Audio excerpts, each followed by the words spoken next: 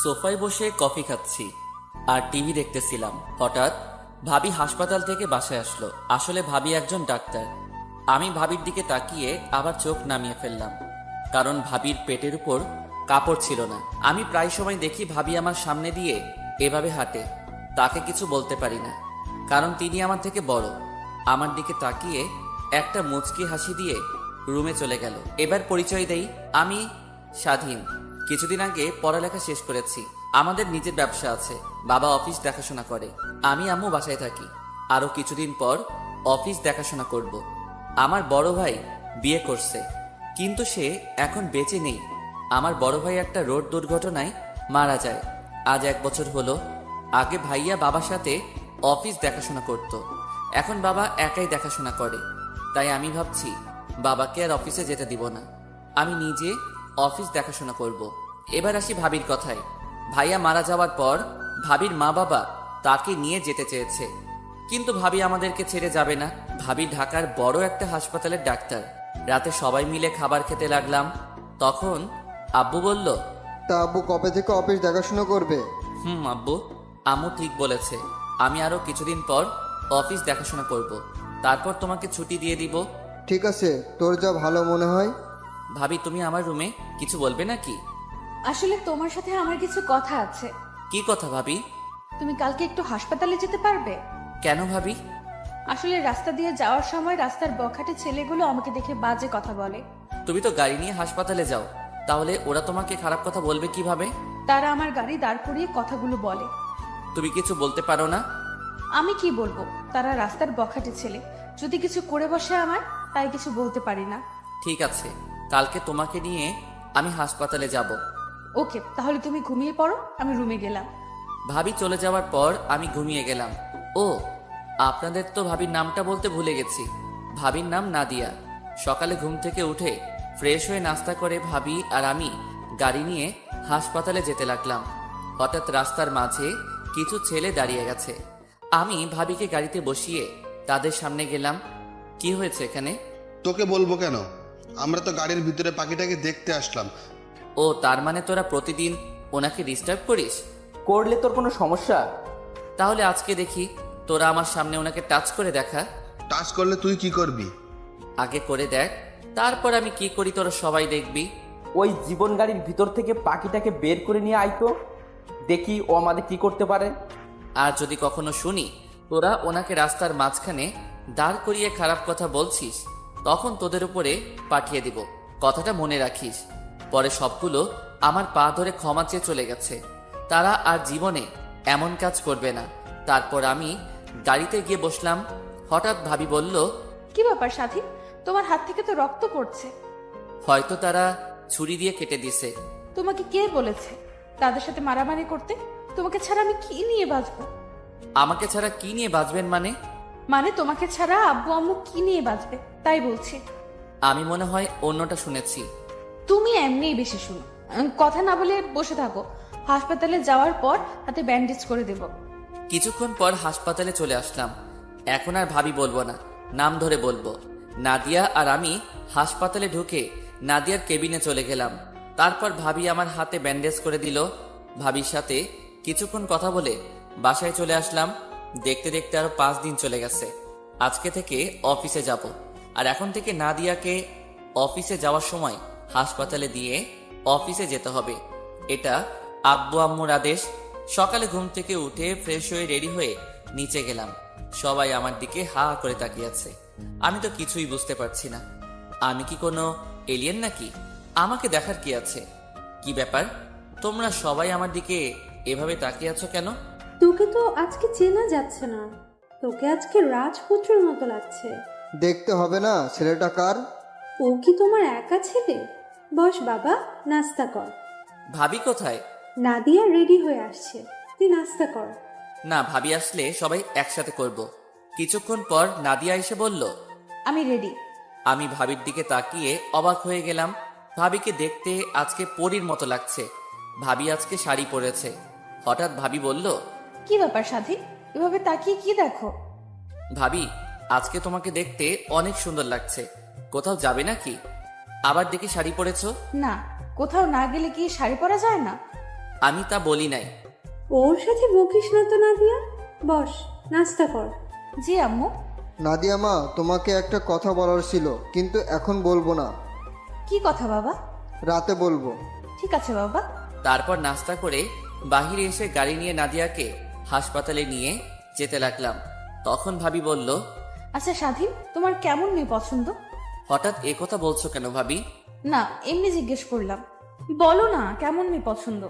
আমি এমন একটা মেয়েকে পছন্দ করব যে সবসময় আমার বাবা মাকে ভালোবাসবে, আমাকে ভালোবাসবে, সবার সাথে মিলেমিশে চলবে, আমার অনেক কেয়ার করবে, 5 ওয়াক্ত নামাজ আদায় করবে, কোরআন তেলাওয়াত করবে, নিজেকে সবসময় পর্দার আড়ালে রাখবে। এমন মেয়েকে আমি বিয়ে করব। তুমি কখনো কাউকে ভালোবেসেছিলে? আমি জীবনে প্রতিজ্ঞা করেছি, ভালোবাসলে বিয়ের পর বউকে ভালোবাসবো, বিয়ের আগে কাউকে ভালোবাসবো না। আচ্ছা স্বাধীন, আমাকে তোমার কেমন লাগে? এটা আবার কেমন কথা? তোমাকে তো নিজের ভাবির মতো লাগে এবং আমি তোমাকে নিজের বড় বোনের মতো জানি। ও, নাদিয়া মনে হয় আমার থেকে এমন কথা আশা করে নাই। যাক, কথা বলতে বলতে ভাবির হাসপাতালে চলে আসলাম। ভাবিকে নামাই দিয়ে আমি অফিসে চলে আসলাম। অফিসে ঢোকার সাথে সাথে সবাই আমাকে অভিনন্দন জানিয়েছেন। আমি আমার কেবিনে চলে গেলাম। তারপর কিছু ফাইল দেখতে লাগলাম। বিকালে অফিস শেষ করে হাসপাতালে চলে আসলাম। এসে সামনে তাকিয়ে আমি অবাক হয়ে গেলাম। দেখি ভাবি একটা ছেলের সাথে হেসে হেসে কথা বলছে। আমার কেমন যেন খারাপ লাগছে। আমার কাছে এমন লাগছে কেন? উনি যার তার সাথে কথা বলুক, তাতে আমার কি? উনি একজন ডাক্তার, সবার সাথে কথা বলতে পারে। আমার গাড়ি দেখে ভাবি ছেলেটাকে বিদায় দিয়ে গাড়িতে এসে বসলো। তারপর ভাবিকে নিয়ে বাসায় যেতে লাগলাম। আজকে প্রথম দিন অফিস কেমন লাগছে? ভালোই, সবাই আমাকে কি সুন্দর করে আপন করে নিছে। ও, আচ্ছা ভাবি, ছেলেটা কে ছিল? তুমি কোন ছেলের কথা বলছো? হাসপাতালের সামনে দাঁড়িয়ে কথা বলছিলে। ও, তুমি ওই ছেলের কথা বলছো? ওর মা অসুস্থ, আজকে তার মায়ের অপারেশন আমি করেছি। তখন সে ছেলেটা বলল তার মা বাঁচবে কিনা, যত টাকা লাগে সে দেবে তার মাকে বাঁচিয়ে তোলার জন্য। ও, তুমি কি বলছো? আমি বলছি মরা বাঁচা আল্লাহর হাতে, আমরা মাত্র উসিল্লা। আল্লাহর কাছে দোয়া ও প্রার্থনা করেন, দেখবেন আল্লাহ আপনার মাকে সুস্থ করে দেবেন। ও, কথা বলতে বলতে বাসায় চলে আসলাম। বাসার ভিতরে ঢুকে আমার রুমে চলে আসলাম। রাতে সবার সাথে খাবার খেয়ে রুমে চলে আসলাম। তারপর কিছুক্ষণ মোবাইল টিপে ঘুমিয়ে পড়লাম। এবার আপনাদের বলি, ভাইয়া বিয়ে করার পরের দিন মার্কেট থেকে আসার সময় গাড়ি দুর্ঘটনায় মারা যায়। আগে ভাইয়ার সাথে ভাবির প্রেম ছিল, আর আমি তেমন ভাবির সাথে কথা বলতাম না, কারণ মেয়েদের সাথে কথা বলতে আমার লজ্জা করে, তাই ভাবির সাথে তেমন কথা বলি নাই। ভাইয়া মারা যাওয়ার পর ভাবির সাথে আস্তে আস্তে কথা বলতে থাকি। নাদিয়ার বয়স বেশি না, আমার থেকে 1 বছরের বড়। নাদিয়ারা অনেক টাকা পয়সার মালিক, আমাদের থেকে তাদের 1 গুণ বেশি আছে। নাদিয়ার আম্মু আব্বু মাঝে মাঝে আমাদের বাসায় এসে দেখে যায়। তাদের এত কিছু থাকার পরেও আমাদের সাথে থাকে। মনেতে আকাশ হয়ে রয়েছে ছড়িয়ে, বলো না কোথায় রাখি তোমায় লুকিয়ে, থাকি যে বিবর হয়ে শয়নে স্বপনে, যেও না হৃদয় থেকে দূরে হারিয়ে, আমি যে ভালোবাসি শুধুই তোমাকে। খুব নিশীতে কষ্ট হলে মাথা রেখো চাঁদের কোলে, তবুও যদি কষ্ট থাকে চোখ রেখো আমার চোখে, কষ্ট রেখো না বুকের মাঝে, পাঠিয়ে দিও আমার কাছে। সকালে ঘুমিয়েছিলাম, হঠাৎ ভাবি ডাকতে লাগলো। আসলে ভাবি প্রায় সময় আমাকে সকালে ঘুম থেকে ডেকে ওঠায়। আম্মু তেমন আমাকে উঠায় না। স্বাধীন ওঠো। আর একটু ঘুমাই ভাবি। কয়টা বাজে খেয়াল আছে তোমার? কয়টা বাজে ভাবি? 9টা বাজে। আর তোমার সাথে আব্বু কি কথা বলবে, তাড়াতাড়ি উঠে ফ্রেশ হয়ে নাও। কি কথা বলবে ভাবি? আমি বলতে পারবো না, তুমি গিয়ে দেখো কি বলে। ঠিক আছে, আমি ফ্রেশ হয়ে আসছি বলে বিছানা থেকে নেমে ওয়াশরুমে চলে গেলাম। ভাবি আমার রুম গোছাতে লাগলো। আমি ফ্রেশ হয়ে বাহিরে এসে দেখি ভাবি রুম ঝাড়ু দিচ্ছে, আর ভাবি পুরো পেট দেখা যাচ্ছে, পুরো সাদা ধবধবে দেহটা। আমি চোখ সরিয়ে নিলাম। আমি বুঝি না ভাবি আমার সামনে এভাবে থাকে কেন। আমি কোনো কথা না বলে রেডি হয়ে নিচে চলে গেলাম। নিচে এসে দেখি আব্বু সোফায় বসে কফি খাচ্ছে আর পেপার পড়ছে। গুড মর্নিং আব্বু। Good morning my dear son. ভাবি বলল, তুমি নাকি আমার কি কথা বলবে? আগে নাস্তাটা করে নাও। ঠিক আছে আব্বু। আমি টেবিলে বসে নাস্তা করে নিলাম। নাস্তা করে আব্বুর পাশে গিয়ে বসলাম। এবার বলো আব্বু, কি কথা বলবে? আমি যে কথা বলবো তুমি কিন্তু না করতে পারবে না।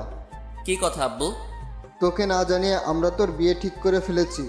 কি বলছো আব্বু? তা মেয়েটাকে কোথায় থাকে, কি করে? মেয়েটাকে তুই চিনিস? কে সে? নাম কি তার? মেয়েটা আর কেউ নয়, নাদিয়া। কি বলছো আব্বু? তুমি কি পাগল হয়ে গেলে?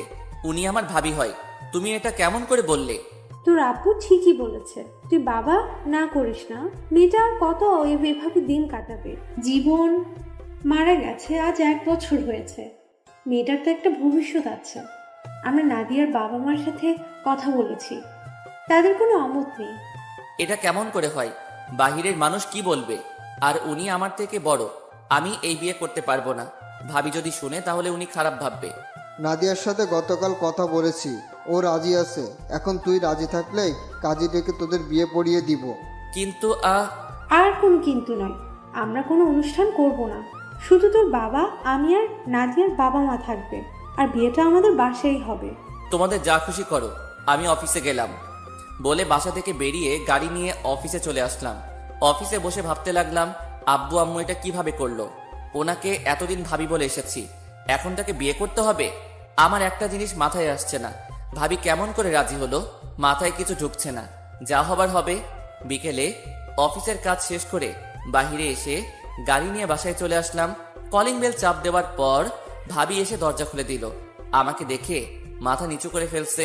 আমি কোনো কথা না বলে রুমে চলে আসলাম। রুমে এসে ফ্রেশ হয়ে একটা শার্ট গায়ে দিয়ে বাহিরে চলে আসলাম। পার্কে কিছুক্ষণ ঘুরে বাসায় চলে আসলাম। দরজার সামনে দাঁড়িয়ে কলিং বেলে চাপ দিলাম। এবার আম্মু এসে দরজা খুলে দিল। কি রে, এতক্ষণ কোথায় ছিলি? তোর জন্য সবাই অপেক্ষা করে বসে আছে। আমার জন্য অপেক্ষা করছে মানে? তোর আর নাদিয়ার বিয়ে আজকে রাতে হবে। তোর রুমে শেরওয়ানি রাখা আছে, ওটা পরে তাড়াতাড়ি নিচে আয়। কাজী অনেকক্ষণ ধরে বসে আছে। আজকে বিয়ে মানে? তোমরা বলছো ভাবির আব্বু আম্মুর সাথে কথা বলে কাজী ডেকে বিয়ে দিবে। নাদিয়ার আব্বু আম্মু তারাও চলে এসেছে, তুই তাড়াতাড়ি রেডি হয়ে নিচে আয়। কি আর করার, ভদ্র ছেলের মতো রুমে এসে ফ্রেশ হয়ে রেডি হয়ে নিচে চলে আসলাম। দেখি নাদিয়া সোফায় বউ সেজে বসে আছে আর মাথা নিচু করে আছে।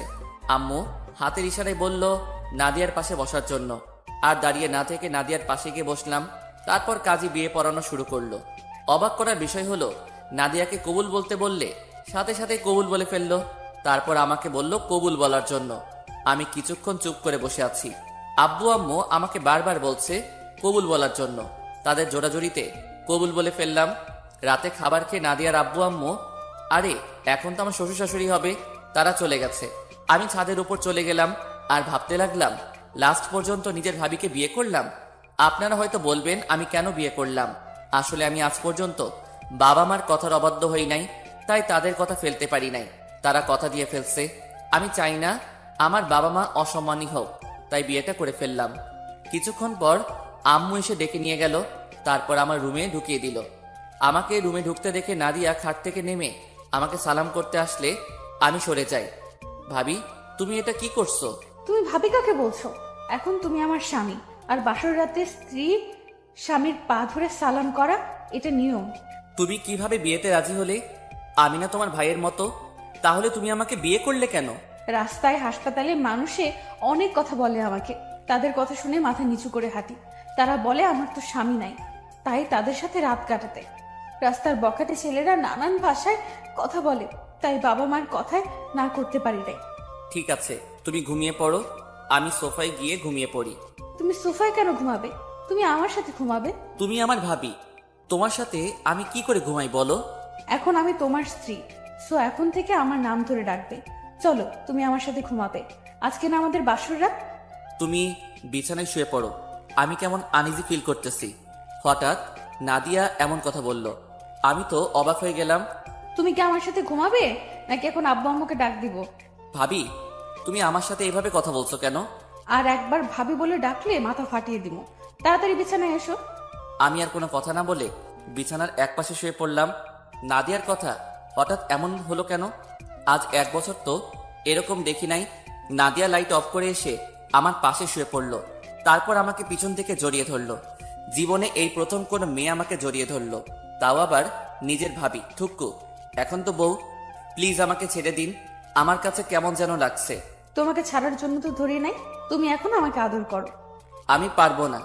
বেশি কথা বললে আব্বু আম্মুকে ডাক দেব। কথায় কথায় আব্বু আম্মুকে ডাক দেওয়ার কথা বলো কেন? আসলে আপনার কি হয়েছে? আপনি তো আগে এমন ছিলেন না। সেটা তোমার না জানলেও চলবে। তোমাকে বলছি না আদর করতে আমাকে। আজকে না করলে হয় না? বুঝেছি, যা করার আমাকেই করতে হবে। বলে আমার ঠোঁটের সাথে ঠোঁট লাগিয়ে দিল। আমার ঠোঁট দুটো পাগলের মতো চুষতে লাগলো। যেভাবে চুষতে লাগলো মনে হয় আমার ঠোঁট দুটো চকলেটের মতো মিষ্টি। কিস করতে করতে আমার শরীরের জামা কাপড় খুলতে লাগলো। হায় আল্লাহ, এখন তো আমি মেয়েদের কাছে পুরুষ নির্যাতন হতে আসছি। তোমরা কেউ আমাকে ভাবি টুকু নাদিয়ার হাত থেকে বাঁচাও। নাদিয়ার এমন কাহিনী দেখে নিজেকে আর কন্ট্রোল করতে পারি নাই। আমিও নাদিয়ার সাথে সাড়া দিতে লাগলাম। আমি নাদিয়ার পুরো শরীরে কিস করতে লাগলাম। নাদিয়া আমাকে শক্ত করে জড়িয়ে ধরে আছে। তারপর বাকিটা আর জানতে হবে না, ইতিহাস হয়ে রয়ে গেল। সকালে ঘুম থেকে উঠে দেখি নাদিয়ার শরীরে কোনো কাপড় নেই, তার বুকের উপর একটা তিল আছে। ওটা আমাকে কাছে টানছে। আমি নাদিয়ার বুকের উপর কিস করতে লাগলাম। নাদিয়া আমাকে শক্ত করে জড়িয়ে ধরলো। সকালবেলা আরেকবার হয়ে গেছে। তারপর দুজনে একসাথে ওয়াশরুমে ঢুকে ফ্রেশ হয়ে নিচে চলে গেলাম। দুজনে দুইটা চেয়ার টেনে বসলাম। আম্মু আমাদের নাস্তা দিল। দুজনে খেয়ে রুমে চলে আসলাম। এভাবে চলতে লাগলো আমাদের দুষ্টু মিষ্টি ভালোবাসা। আমি এখন অফিস দেখাশোনা করি আর নাদিয়া বাসায় আব্বু আম্মুর সেবা যত্ন করে। দুজনে একসাথে গোসল করে নিচে চলে আসলাম। আব্বু আম্মু টেবিলে আমাদের জন্য অপেক্ষা করতে লাগলো। দুজনে দুইটা চেয়ার টেনে বসলাম। নাদিয়া, মা স্বাধীনকে নাস্তা দাও। দিচ্ছি আম্মু। নাদিয়া আমাকে নাস্তা দিল। তারপর নাস্তা খেয়ে রুমে চলে আসলাম। নাদিয়া আমার পিছন দিয়ে রুমে ঢুকলো। ঢুকে দরজা বন্ধ করে আমাকে জড়িয়ে ধরলো। আচ্ছা, তোমার হঠাৎ এত পরিবর্তন কেন? কারণ আমি যে তোমাকে ভালোবাসি তাই। মানে কবে থেকে? তোমার মনে আছে একদিন একটা বাচ্চা গাড়ির সাথে ধাক্কা খেয়ে পড়ে গেছে আর তুমি বাচ্চাটাকে নিয়ে হাসপাতালে ভর্তি করিয়ে দিলে? মনে আছে। তুমি জানলে কি করে? তুমি জানো বাচ্চাটাকে? সেটা আমি জানি না। রাস্তায় পড়েছিল, কেউ তাকে ধরছে না, তাই আমি তাকে হাসপাতালে নিয়ে ভর্তি করিয়ে দিলাম। পরে ডাক্তার বলল রক্ত লাগবে। আমার এক বন্ধুর রক্তের গ্রুপের সাথে বাচ্চাটার রক্তের গ্রুপ মিলছিল। তারপর বন্ধুকে ফোন দিয়ে নিয়ে এসে বাচ্চাটাকে রক্ত দিলাম। বাচ্চাটার মা সাথে ছিল। তারপর ওনাকে বলে আমরা চলে আসলাম। বাচ্চাটা আমার বান্ধবী বিথির ছোট ভাই ছিল। যখন আমি আর বিথি হাসপাতালে গিয়ে কেবিনে ঢুকবো তখন তুমি আর তোমার বন্ধু কেবিন থেকে বেরিয়ে গেছো। আমি ভিতরে গিয়ে আন্টিকে বললাম তোমার কথা। তখন আন্টি তোমার কথা বলে। আন্টির থেকে তোমার কথা শুনে অনেক ভালো লাগলো। তারপর তোমাকে অনেক খুঁজেছি কিন্তু কোথাও পাইনি। তার কিছুদিন পর তোমার মা বাবা দেখতে যায়, তাদের আমাকে পছন্দ হয়। এরপর কি হলো তুমি তো জানো। ভাইয়ের বিয়ের সময় আমার কি হয়েছে তুমি তো জানো, কিন্তু আমার পাঠক পাঠিকা তারা জানে না। তাহলে শুনুন, ভাইয়ের বিয়ের সময় আমি অনেক অসুস্থ ছিলাম। আমি হাসপাতালে ভর্তি ছিলাম। আমার প্রচন্ড জ্বর ছিল। বিয়ের আগের দিন আমাকে বাসায় নিয়ে আসে। আমি তখন মোটামুটি সুস্থ ছিলাম। ভাইয়ের বিয়ের দিন আমি ভাবিদের বাড়িতে যাইনি। বিয়ের দিন তোমার চেহারা আমার চোখের সামনে খালি ভেসে উঠেছে। তারপর তোমার আশা ছেড়ে দিয়ে বিয়ে করে ফেললাম। তোমাদের বাড়িতে আমাকে নিয়ে আসার পর যখন তুমি আমাকে দেখতে এসেছো তখন যেন আমার মাথায় আকাশ ভেঙে পড়লো। শাশুড়ি আম্মা যখন বললো তুমি আমার দেবর, আমি তো বিশ্বাস করতে পারছি না। তারপর চিন্তা করলাম জীবন সাথী হিসাবে নাহি পেলাম, তবে দেবর হিসেবে তো পেলাম। বিয়ের পরের দিন যখন শুনলাম গাড়ির দুর্ঘটনায় মারা গেছে তখন আমার সব অন্ধকার হয়ে গেছে। 3 মাস পরে যখন কিছুটা স্বাভাবিক হলাম তখন তোমাকে পাবার আশা শুরু করলাম। আবার এটাও ভেবেছিলাম তোমার সাথে কি আমাকে বিয়ে দিবে। আমি তো তোমার থেকে বড়। আমার মা বাবা যখন বলল আমাকে নিয়ে যাবে তখন আমি তোমার কারণে যাইনি। বিয়ের আগের দিন রাতে আব্বু আম্মু আমাকে তার রুমে নিয়ে বলল তোমার সাথে আমাকে বিয়ে দিবে। আমি রাজি কিনা। আব্বুর কথা শুনে আমি অনেক খুশি হয়ে গেলাম। তখন আমি আব্বুকে বললাম আমি তো রাজি, স্বাধীন কি রাজি হবে? আব্বু বলল এটা নিয়ে আমাকে চিন্তা করতে হবে। স্বাধীন আজ পর্যন্ত আমাদের কথার অবাধ্য হয়নি। তুমি এই নিয়ে চিন্তা করো না, আমরা সব ব্যবস্থা করছি। এরপর কি হলো সব তো তুমি জানো। তাহলে তুমি আমাকে বললে না কেন তুমি আমাকে ভালোবাসো? ভয়ে বলতে পারি নাই। যদি তোমার মা বাবা আমাকে ঘর থেকে বের করে দেয় তখন তো আর তোমাকে দেখবো না। তোমাকে আমার কথায় অনেকভাবে বুঝিয়েছি কিন্তু তুমি বোঝো নাই। ঠিক আছে, এবার আমাকে ছাড়ো। অনেকক্ষণ ধরে ছিলে। দরজা খোলা, কেউ চলে আসবে। না, আমি ছাড়বো না। আমাকে একটা কিস দাও, তারপর ছাড়বো। সকালে ঘুম থেকে উঠে দিছি না? আমার এখন লাগবে। আচ্ছা, তুমি এত রোমান্টিক কবে থেকে হয়েছো? তোমাকে আপন করে পাওয়ার পরে। এখন বেশি কথা না বলে আমাকে একটা কিস করো। কি আর করার। আমি নাদিয়ার মাথা উঁচু করে তার ঠোঁটের সাথে ঠোঁট লাগিয়ে দিলাম। দুজন দুজনকে কিস করতে লাগলাম। প্রায় 5 মিনিট পর ছেড়ে দিলাম।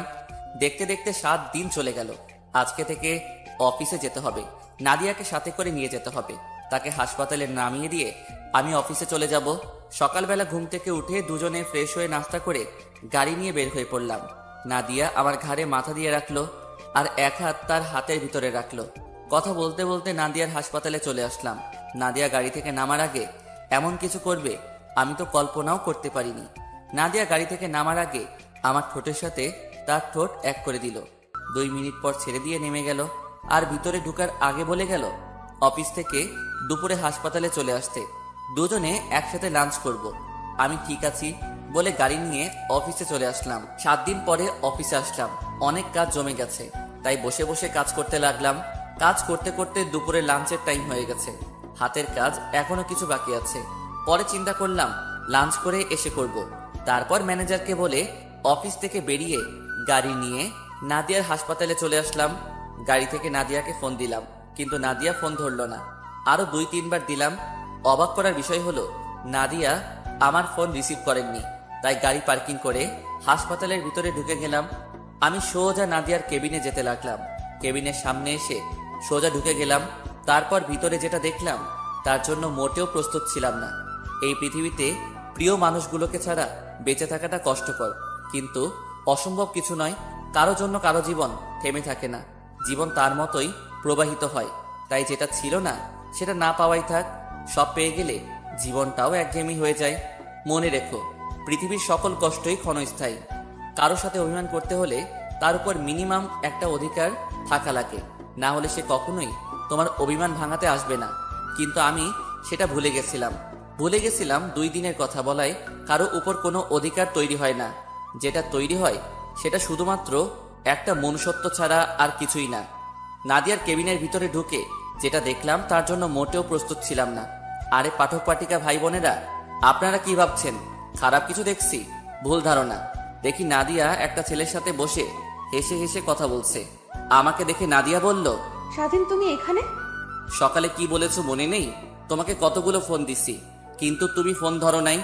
আসলে রাতে যে মোবাইল সাইলেন্ট করে রাখছি আমার মনে নেই। ওহ, তা উনি কে? ওর নাম আকাশ। তাদের নিজস্ব ব্যবসা আছে। আমার বান্ধবী বিথির হাজবেন্ড। আকাশ অফিসে যাওয়ার সময় আমার সাথে দেখা করতে এসেছে। ও আকাশ ও স্বাধীন আমার কলিজা, আমার প্রাণ, আমার সবকিছু, মানে আমার হাজবেন্ড। তুমি বিয়ে করেছো আমাকে আর বিথিকে তো বলো নাই, আর ওকে দেখতে মনে হচ্ছে তোমার বয়সে ছোট। আসলে সব হঠাৎ করে হয়ে গেছে। আর ছোট হয়েছে তো কি হয়েছে, মাত্র 1 বছরের ছোট বড়, এটা কোনো বিষয় না। তুমি স্বাধীনের সাথে পরিচিত হও। হাই, আমি আকাশ। নাদিয়া তো আমার বিষয়ে বলেছে। আমি স্বাধীন। আমার নামও বলেছে সাদিয়া। বর্তমানে নিজেদের অফিস দেখাশোনা করি। ও, তো ঠিক আছে নাদিয়া, আমি বাসায় যাচ্ছি। দেরি হলে তোমার বান্ধবী আমার খবর করে ছাড়বে। ঠিক আছে দুলা ভাই, আপনি তাহলে যান। সময় পেলে অবশ্যই আসবেন আমার শ্বশুর বাড়ি। প্রথম কথা হলো আমাকে দুলাভাই বলে ডাকা যাবে না, আমার নাম ধরে ডাকবে। আমরা কিন্তু সমবয়সী। ঠিক আছে, সময় পেলে অবশ্যই তোমার শ্বশুর বাড়ি থেকে ঘুরে আসবো। বিথিকে সাথে করে নিয়ে আসবেন। ও যদি জানতে পারে তাকে না জানিয়ে বিয়ে করছি, তাহলে আমাকে আস্থা রাখবে না। আচ্ছা ঠিক আছে, নিয়ে আসবো। তো স্বাধীন সাহেব, ভালো থাকবেন, পরে আবার কথা হবে। প্রথম কথা হলো আমাকে সাহেব বলা যাবে না। আমার নাম ধরে ডাকলে খুশি হব, আর আমি কিন্তু আপনার থেকে ছোট। ওকে, সমস্যা নেই। আচ্ছা, তোমরা ভালো থাকো। আকাশ কেবিন থেকে বেরিয়ে যাওয়ার পর নাদিয়া দৌড়ে এসে আমাকে জড়িয়ে ধরলো আর বলতে লাগলো, সরি কলিজা, আমার ভুল হয়ে গেছে। আমার মোবাইল সাইলেন্ট ছিল, তুমি রাগ করো না। আমি রাগ করি নাই। ঠিক আছে চলো, দুজনে বাইরে গিয়ে লাঞ্চ করে আসি। ঠিক আছে চলো। তারপর নাদিয়াকে নিয়ে হাসপাতাল থেকে বেরিয়ে গাড়ি নিয়ে একটা রেস্টুরেন্টে চলে গেলাম। তারপর দুজনে খাবার খেয়ে রেস্টুরেন্ট থেকে বেরিয়ে গাড়ি নিয়ে নাদিয়াকে হাসপাতালে দিয়ে আমি অফিসে চলে আসলাম। এভাবে দেখতে দেখতে আরো 2 মাস চলে গেছে। আমাদের ভালোবাসা আগের মতোই আছে। কেউ কাউকে ছাড়া থাকতে পারি না। এখন নাদিয়া নিজে গাড়ি চালিয়ে হাসপাতালে যাওয়া আসা করে। আমি অফিসের কাজে নানান জায়গায় যেতে হয়, কিন্তু নাদিয়াকে গাড়ি দেওয়ার পর একটু দেরি করে বাসায় আসে। আমরা কিছু বললে হাসপাতালে প্রচুর রোগী, তাই আসতে লেট হয়। আপনারা আবার ভাইবেন না, আমাদের ভালোবাসা কমে গেছে। ভালোবাসা আগের মতোই আছে। বেশি রাত করে আসলেও তার রোমান্টিকতা একটু কমে নাই। সকালে ঘুম থেকে উঠে দেখি নাদিয়া আমাকে জড়িয়ে ধরে আছে। তার চেহারার দিকে তাকালে আমি সবকিছু ভুলে যাই। আমি নাদিয়ার কপালে একটা দিয়ে উঠতেই নাদিয়া আমাকে টান দিয়ে খাটে ফেলে ঠোঁটের সাথে ঠোঁট এক করে দিল। তার মানে এতক্ষণ নাদিয়া জেগেছিল। প্রায় 5 মিনিট পর ছেড়ে দিয়ে দুজনে হাঁপাতে লাগলাম। এটা কি হলো? কেন, তোমার কাছে ভালো লাগে না? এমন একটা সুন্দরী বউয়ের কিস পেলে কার না ভালো লাগে? ও তাই? তাহলে এখন আরেকবার দিব। এখন না, অফিসে যেতে হবে। আজকে অফিসে কিছু লোক নিব, তাই তাড়াতাড়ি যেতে হবে। তোমার খালি কাজ। আমিও তোমাকে এখন সময় দিতে পারি না। কি করব বলো? হাসপাতালে অনেক রোগী, তাদের সেবা যত্ন করা আমাদের দায়িত্ব। আমি কি তোমাকে কিছু বলেছি? আমি চাই তুমি সব সময় মানুষের সেবা যত্ন করে যাও। তুমি তো জানো আমি গরিব দুঃখী মানুষের সেবা বিনামূল্যে করি। তাদের কষ্ট আমার সহ্য হয় না। আমি তো জানি আমার জানুটা কেমন। এবার উঠো। তারপর দুজনে উঠে ফ্রেশ হয়ে নাস্তা করে বাসা থেকে বেরিয়ে আমি গাড়িতে উঠতে গেলে নাদিয়া দৌড়ে এসে আমার কপালে চুমু দিয়ে গাড়ি নিয়ে চলে যায়। আমি মনে মনে বললাম, পাগলি একটা। তারপর আমি গাড়ি নিয়ে অফিসে চলে আসলাম। সবাই দাঁড়িয়ে সালাম দিল। আমি সবাইকে বসতে বলে নিজের কেবিনে চলে আসলাম। তারপর ম্যানেজারকে ফোন দিলাম। ম্যানেজার সাহেব, সবাই কি চলে এসেছে? জি স্যার, আমি কি একজন একজন করে পাঠিয়ে দিব? ওকে, ঠিক আছে, দিন। Okay sir. তারপর একজন করে আসতে লাগলো কেবিনে। সবার ইন্টারভিউ নেওয়া শেষ। অনেকেই ভালো ইন্টারভিউ দিছে। অফিসে লোক লাগবে 5 জন, কিন্তু ইন্টারভিউ দিতে আসছে 20 জন। তারপর ভালো দেখে 5 জন রাখলাম। ইন্টারভিউ নিতে নিতে লাঞ্চের টাইম হয়ে গেছে, তাই ভাবলাম নাদিয়াকে একটা সারপ্রাইজ দিব। মানে তাকে ফোন না দিয়ে তার হাসপাতালে যাব। যেই ভাবা সেই কাজ। অফিস থেকে বেরিয়ে গাড়ি নিয়ে নাদিয়ার হাসপাতালে চলে গেলাম। গাড়ি পার্কিং করে হাসপাতালে ঢুকে তার কেবিনে যেতে লাগলাম। এখানে হাসপাতালের সবাই আমাকে চিনে। আমি নাদিয়ার জামাই। আমি সোজা নাদিয়ার কেবিনে ঢুকে অবাক হয়ে গেলাম। দেখি নাদিয়া মনমরা হয়ে বসে আছে। আমাকে তার কেবিনে দেখে দৌড়ে এসে জড়িয়ে ধরে কান্না করে দিল। আমি তো কিছুই বুঝতে পারছি না। নাদিয়া জানো, কি হয়েছে তোমার? তুমি কান্না করছো কেন? আজকে হাসপাতালে আসতে ওই দিনের ছেলেগুলো আমার গাড়ি দাঁড় করিয়ে আমার। কি করেছে আমাকে বলো নাদিয়া। তাহলে শোনো। তাহলে চলুন, কি হয়েছে ওখান থেকে ঘুরে আসি। নাদিয়া বলতে লাগলো, আমি গাড়ি চালিয়ে হাসপাতালে আসতেছিলাম। তখন ছেলেগুলো আমার গাড়ির মাঝখানে দাঁড়িয়ে গেল। আমি গাড়ি দাঁড় করালাম। তখন একটা ছেলে বলল, পাখি গাড়ি থেকে নেমে আসো। আরে পাখি, বসে আছো কেন? শুনছি তুমি নাকি আরেকটা বিয়ে করছো, তাও আবার দেবরকে। তো তোমার দেবর ঠিকভাবে দিতে পারে? না পারলে আমাদের বলো, আমরা খুশি করে দিব। আপনাদের ঘরে মা বোন নেই? রাস্তায় একটা মেয়ের গাড়ি দাঁড় করিয়ে এসব কথা বলতে লজ্জা করে না? ঘরে মা বোন সবাই আছে, শুধু কারোর বউ নেই। আমাদের কোনো লজ্জাও নেই। যদি তোমার জুনিয়র জামাই না পারে, আমাদের কাছে এসো। তখন আমি গাড়ি চালিয়ে হাসপাতালে চলে আসলাম। এসে সকাল থেকে অনেক কান্না করেছি। আমি নাদিয়াকে শক্ত করে জড়িয়ে ধরে বললাম, আমি থাকতে তোমার কেউ কিছু করতে পারবে না, আমার উপর ভরসা রাখো। তারপর নাদিয়াকে নিয়ে হাসপাতাল থেকে বেরিয়ে গাড়ি নিয়ে আগে একটা রেস্টুরেন্টে ঢুকে খাবার খেয়ে বাসায় যেতে লাগলাম। বাসায় যাওয়ার সময় একজনকে ফোন। কাকে ফোন দিলাম কিছুক্ষণ পর জানতে পারবেন। তারপর গাড়ি চালিয়ে বাসায় যেতে লাগলাম। আর ড্রাইভারকে ফোন দিয়ে বললাম নাদিয়ার হাসপাতালের সামনে থেকে আমার গাড়িটা নিয়ে বাসায় যেতে। যেতে যেতে হঠাৎ সকালের ছেলেগুলো গাড়ির সামনে দাঁড়িয়ে গেল। নাদিয়ার সাথে আমাকে দেখে বলল, কি ব্যাপার পাখি? সকালে দেখলাম একা গেছো, এখন দেখছি জুনিয়র জামাইকে সাথে নিয়ে আসতো। আমার মনে হয় সকালের কথাগুলো তার জামাইয়ের কাছে বলেছে। এখন মনে হয় তার স্বামী আমাদের কাছে পাখিকে নিয়ে আসছে। তাদের কথা শুনে গাড়ি থেকে একটা রড বের করে সবগুলোকে ইচ্ছে মতো মারতে লাগলাম। সবগুলো মায়ের খেয়ে রাস্তায় গড়াগড়ি খাচ্ছে। হঠাৎ পুলিশের গাড়ি চলে আসলো। স্বাধীন, ওদের ছেড়ে দেই, ওরা মারা যাবে। আমাকে ছেড়ে দেয় রাসেল। আজকে আমি ওদের মেরেই ফেলবো। আমার বউকে এসব কথা বলার সাহস ওরা কোথায় পেল? শোন, আইন নিজের হাতে তুলে নিস না। তুই ওদের আমার কাছে ছেড়ে দে, ওদের ব্যবস্থা আমি নিজ হাতে করব। রাসেলের কথায় ওদেরকে ছেড়ে দিলাম। রাসেল ওদের গাড়িতে উঠাই নিয়ে গেল। এবার আপনাদের বলি, আমি গাড়ি থেকে রাসেলকে ফোন দিলাম। রাসেল কিছুদিন হলো পুলিশের চাকরিতে জয়েন করেছে। সব থেকে বড় কথা হলো রাসেল আমার কলেজের বন্ধু। তো যাই হোক, গাড়িতে আসার পর নাদিয়া আমার পুরো শরীর দেখতে লাগলো। কি করছো তুমি? তোমার কোথাও লাগেনি তো? আরে আমার কোথাও লাগে নাই। যে মায়ের দিছি মনে হয় না একমাত্র বিছানা থেকে উঠতে পারবে। আমি অনেক ভয় পেয়ে গেছি, যদি ওরা তোমার ক্ষতি করতো। ওরা আমার কিছু করতে পারবে না। তারপর কথা বলতে বলতে বাসায় চলে আসলাম। বাসায় এসে কলিং বেল চাপ দিলাম। আম্মু এসে দরজা খুলে দিল। আমাদের দুজনকে দেখে আম্মু হয়তো অবাক হয়ে গেছে। কি রে, দুজনে আজকে এত তাড়াতাড়ি চলে আসলি যে? শরীর খারাপ নাকি তোদের? শরীর ঠিকই আছে, এমনি চলে আসলাম। ঠিক আছে, তাহলে তোরা রুমে গিয়ে ফ্রেশ হয়ে নে। ঠিক আছে আম্মু। আমি আর নাদিয়া রুমে চলে আসলাম। দুজনে একসাথে ফ্রেশ হয়ে বেরিয়ে আসলাম। তারপর নাদিয়া যেটা করলো আমি তো অবাক হয়ে গেলাম। মানুষের মাঝে আছে মন, মনের মাঝে প্রেম, প্রেমের মাঝে জীবন, জীবনের মাঝে আশা, আশার মাঝে ভালোবাসা, আর সেই ভালোবাসার মাঝে শুধুই তুমি। আমার ভালোবাসা সেদিন সার্থক হবে যেদিন ভালোবাসার মানুষটি এক ফোঁটা চোখের জল ফেলে বলবে, আমি শুধু তোমাকেই ভালোবাসি। তারপর নাদিয়া যেটা করলো আমি তো অবাক হয়ে গেলাম। নাদিয়া আমাকে বিছানায় ফেলে দিয়ে আমার ঠোঁটের সাথে ঠোঁট লাগিয়ে দিল।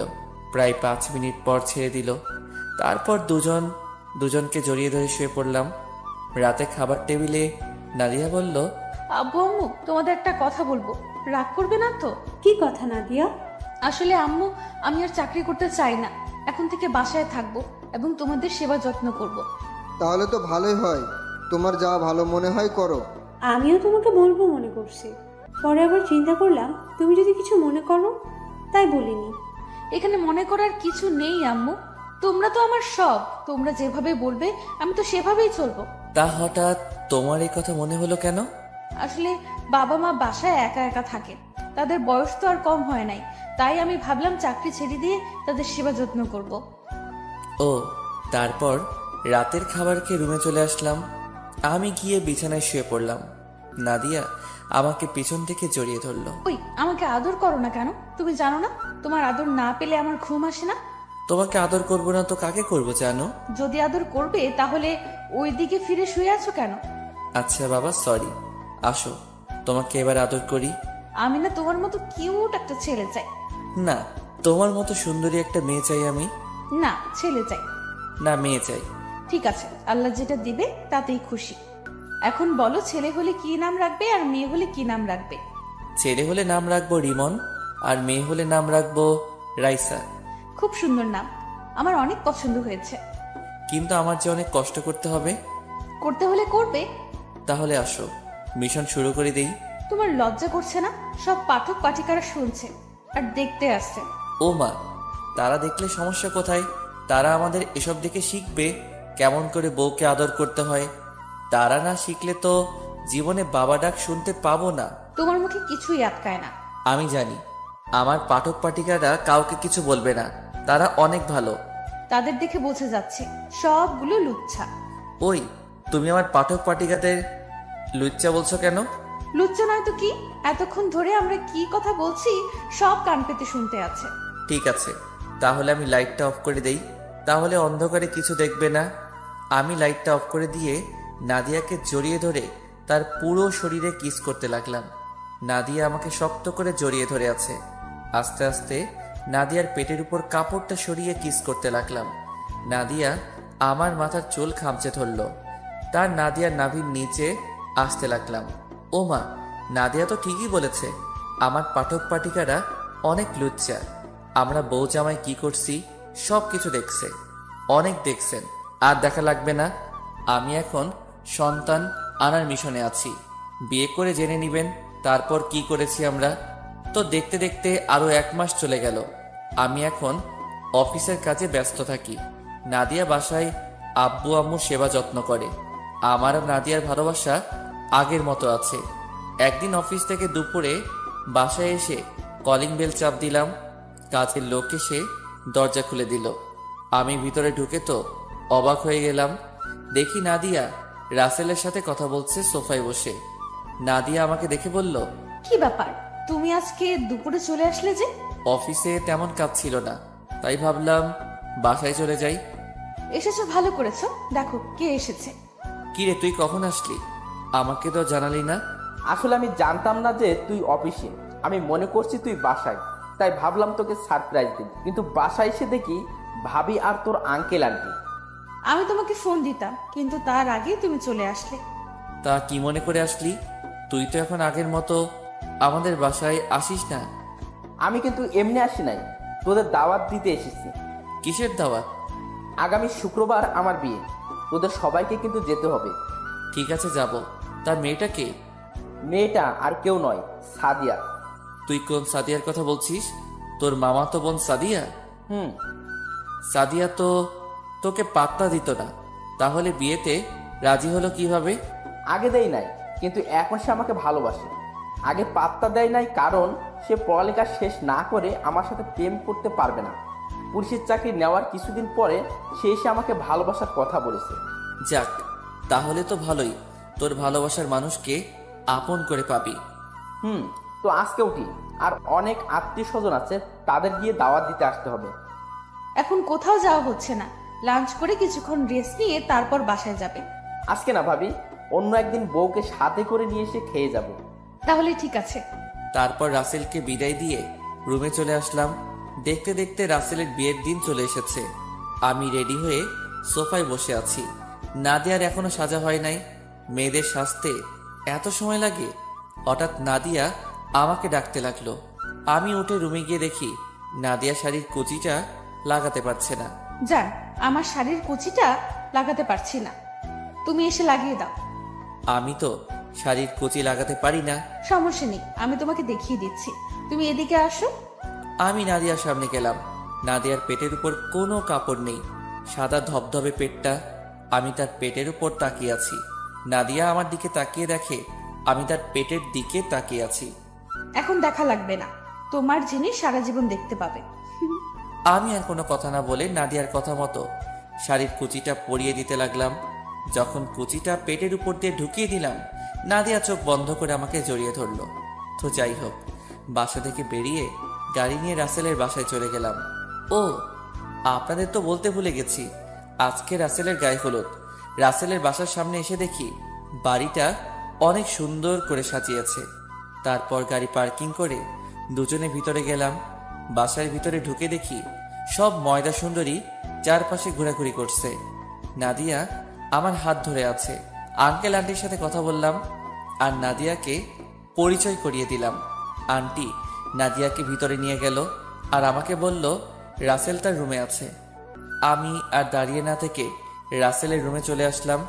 এসে দেখি শালা হবু বউয়ের সাথে ফোনে কথা বলছে। আমি পিছন থেকে গিয়ে মোবাইলটা হাতে নিয়ে কেটে দিলাম। কিরে শালা, কালকে তো একেবারে নিয়ে আসবি, তাহলে এত কথা বলার কি প্রয়োজন? আমি ওরে ফোন দিই নাই, ও নিজেই খালি ফোন দেয়। ও, তা তুই কখন আসলি? ভাবি আসে নাই? আন্টি নাদিয়াকে নিয়ে তাদের রুমে গেছে। তো তোর অনুষ্ঠান কখন শুরু হবে? এই তো কিছুক্ষণ পর, তুই নিচে যা, আমি রেডি হয়ে আসতেছি। আচ্ছা ঠিক আছে। আমি আর কোনো কথা না বলে রাসেলের রুম থেকে বেরিয়ে নিচে চলে আসলাম। নিচে এসে যেটা দেখলাম সেটা দেখে মাথা পুরো গরম হয়ে গেল। নিচে এসে দেখি নাদিয়াকে কিছু ছেলে ডিস্টার্ব করছে। নাদিয়ার শরীরের নানান জায়গায় হাত দেওয়ার চেষ্টা করছে। নাদিয়া দাঁড়িয়ে কান্না করছে। চলুন ছেলেগুলো নাদিয়াকে কি বলছে শুনে আসি। এই সুন্দরী, তোমার বাড়ি কোথায়? তোমাকে দেখতে না ভেরি সেক্সি লাগছে। আমাদের সাথে যাবে? তোমাকে পুষিয়ে দিব। এরকম ছিল তাদের কথাগুলো। আমি পিছন থেকে গিয়ে সবগুলোকে মারতে লাগলাম। বাড়ির সব আত্মীয় স্বজন এক হয়ে গেছে। মারতে মারতে সবগুলো শরীর থেকে রক্ত বের করে ফেলেছি। এখানে কি হয়েছে? আর স্বাধীন, তুই ওদের মারছিস কেন? ওরা নাদিয়াকে খারাপ কথা বলছে। ঠিক আছে, আমি ব্যাপারটা দেখছি, তুই ভাবিকে নিয়ে ভিতরে যা। আমি আর কোনো কথা না বলে নাদিয়াকে নিয়ে বাসায় চলে আসলাম। নাদিয়া এখনো কান্না করছে। বাসায় এসে কলিং বেল চাপ দিলাম। কাজের লোক এসে দরজা খুলে দিল। আমি আর নাদিয়া নিজের রুমে চলে আসলাম। নাদিয়া কোনো কথা না বলে ওয়াশরুমে চলে গেল। কিছুক্ষণ পর নাদিয়া বের হয়ে আসলো। আমিও ফ্রেশ হয়ে বেরিয়ে এসে দেখি নাদিয়া বালিশের নিচে মাথা দিয়ে কান্না করছে। এই জানো, তুমি কান্না করছো কেন? তাদের যে মাইট দিছি, মনে থাকলে আর কোনো মেয়ের সাথে এরকম খারাপ কথা বলবে না। তুমি আমাকে রেখে কোথায় চলে গেছো? আমি তোমাকে পুরো বাড়ি খুঁজে বের হয়েছি, হঠাৎ ছেলেগুলো আমাকে দেখে। আমি তো রাসেলের সাথে দেখা করতে গেছি আর তোমাকে আন্টি ভিতরে নিয়ে গেছে। তুমি ভিতর থেকে বেরিয়ে আসলে কেন? আমার একা একা রুমে বসে থাকতে ভালো লাগছে না, তাই তোমাকে খুঁজতে বের হয়েছি। আচ্ছা বাবা, এবার কান্না বন্ধ করো। যা হবার তা হয়ে গেছে, এখন আর কান্না করো না।